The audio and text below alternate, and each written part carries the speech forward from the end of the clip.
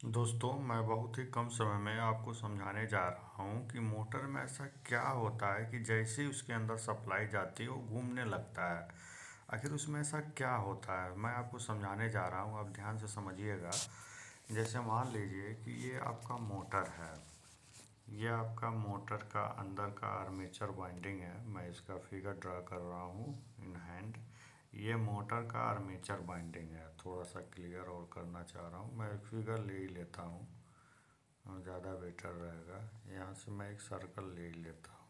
ठीक है, चलिए, ये हो गया आपका मोटर का आर्मेचर हो गया, मान लीजिए, जो जिस पर वाइंडिंग लिपटी हुई रहती है। ये आप जानते ही हैं।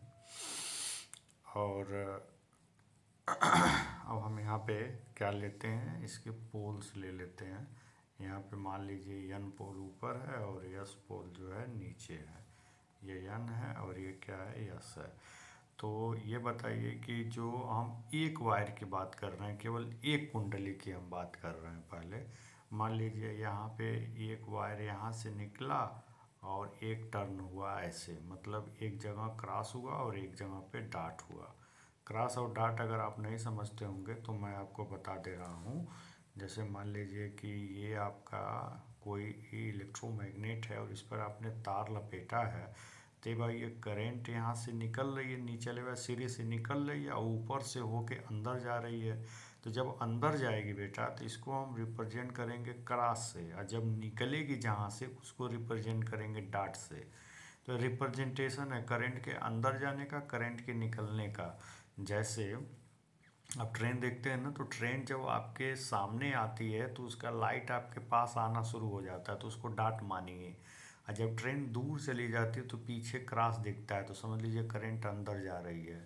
ठीक है, तो क्रॉस मतलब करंट अंदर जा रही है, डॉट मतलब करंट बाहर आ रही है। तो मतलब बाहर से निकल के करंट अंदर जा रही है। ऐसे तो तार लपेटते हैं यार, करंट एक साइड से निकलती है, दूसरे साइड से अंदर जाती है। तो जिधर क्रॉस होगा उधर डायरेक्शन क्या होगा मैग्नेटिक फील्ड का। तो अंगूठे को यहाँ पे करंट अंदर जा रही है तो अंगूठे को अंदर रखिए, तो मैग्नेटिक फील्ड का डायरेक्शन ये आपको मिला। और यहाँ करंट बाहर आ रही है तो अंगूठे को बाहर रखिए। कौन सा, दाहिने हाथ के अंगूठे को, तो उंगली का डायरेक्शन ऐसे मिला आपको, ऐसे मिला। इसका मतलब आपने क्या देखा, फाइनली आपको क्या रिजल्ट मिला कि फ्लक्स आपके इस डायरेक्शन से इस डायरेक्शन से इस डायरेक्शन की ओर फ्लो हो रही है। तो मैग्नेट के अंदर हमेशा ध्यान दीजिएगा, मैग्नेट के अंदर जो फ्लक्स होता है वो यस से एन की ओर जाता है और बाहर एन से यस की ओर जाता है। ध्यान देना है, एन से यस की ओर जाता है, फिर अंदर यस से एन की ओर जाती है।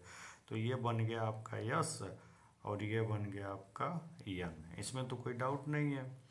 चूँकि आर्मेचर में है, आर्मेचर में होती है कौन सी सप्लाई, एसी सप्लाई। तो अब ये पोलैरिटी आपकी रोटर में बन गई, मतलब आर्मेचर में पोलैरिटी यहाँ एस बन गई, यहाँ पे एन बन गई। अब क्या होगा, ऊपर एन है, ये एन इस एस को अपनी ओर क्या करेगा, खींचेगा।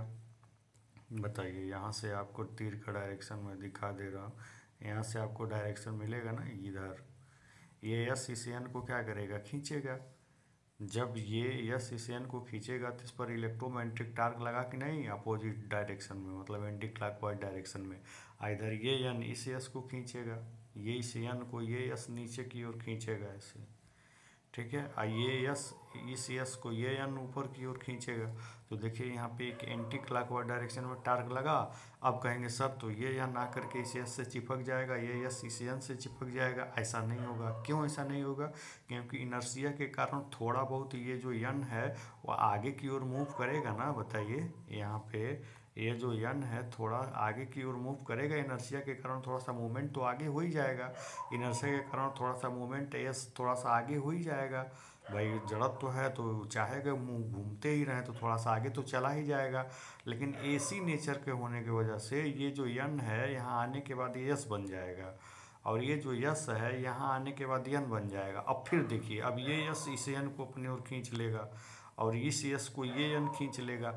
ऐसे कंटिन्यूस ये टार्क इस पर अप्लाई होता रहता है और रोटर ये घूमना शुरू हो जाता है, घूमता रहता है। समझ गए। इस तरह से मोटर पे में टार्क अप्लाई होता है और मोटर का रोटर घूमता रहता है। मैग्नेटिक फील्ड में जब करंट फ्लो होगा तो इसी तरह से टार्क अप्लाई होता है और ये चारों तरफ घूमता रहता है। तो कैसा लगा दोस्तों? शेयर लाइक सब्सक्राइब जरूर करिएगा। ऐसे मोर अपडेट्स आपको मैं देता रहूँगा। आप थोड़ा बहुत मोटिवेट हमें करते रहिएगा। धन्यवाद।